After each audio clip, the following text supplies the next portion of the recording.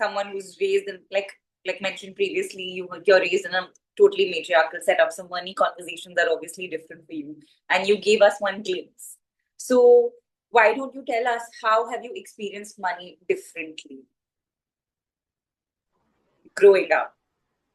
Values were more important than money. But I feel I've seen my parents try being wise with money. They come from a time and a generation where perhaps helping a brother, a sister, the entire gentry of relatives is as equal and as prioritized as perhaps looking after themselves.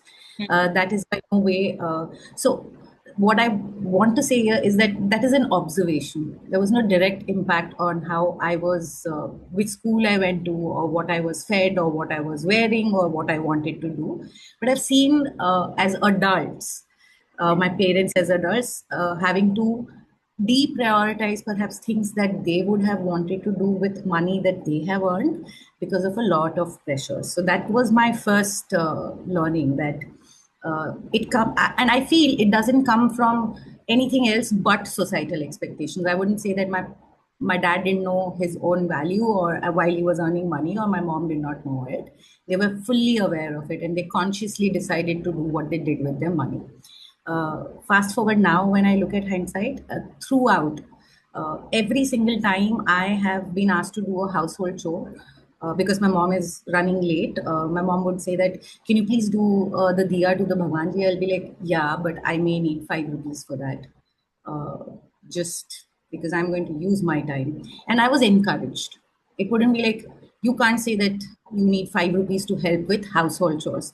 So, first and foremost, the learning at my place was that if you think that this is something that is taking some time, energy, effort from you, and you have a value decided for it, then who the hell am I to question it? So that sort of confidence really, really helps children to not move towards money or add a number to everything that they do, but it definitely keeps them aware of what their worth is, what they're bringing on table.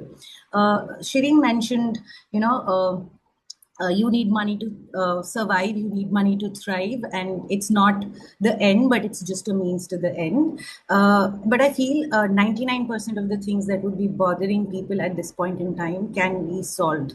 So that means is a significantly massive means. I'm not feeling happy. I want to go and shop. Just not that I need clothes or I need anything. It's just that little bit of dopamine rush, perhaps a realignment that, okay, life is not that boring or life is not that miserable, right? And there are also times when you're earning loads of money and you still don't have time to make use of it. So these are life experiences I feel everybody goes through, and then you start questioning. You start questioning money, you start questioning your relationships, you start questioning what you're doing in life, what is your ikigai, what is your purpose. So I think money awareness and then evaluation on who you are as a person, what are your true desires, it comes from a sense of stability. So, and the first degree of stability that I realized is important is financial stability.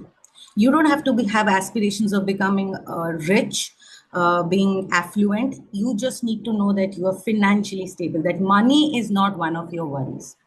The every fight, every war in the world is about money, aka food, at most basic levels. So I don't think any household should deprioritize what the value or importance of financial stability is.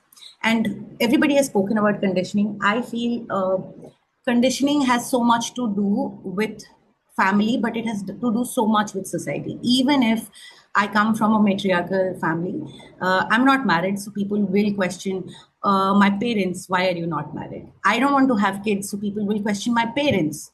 Why is your daughter not going through the normal course? I don't know what that normal is, but what has helped me is that encouragement that I had received that, okay, if you think this is your priority, you stick to it.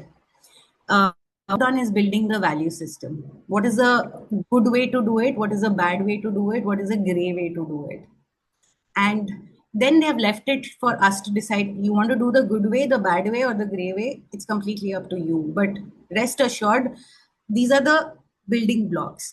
When I started venturing out, I was not aiming to be a lawyer. I was rather wanting to be a singer.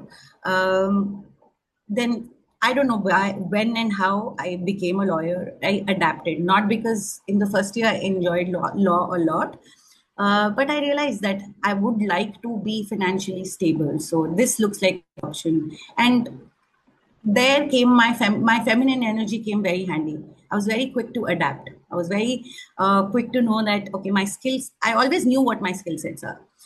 It's a good place to apply those skill sets.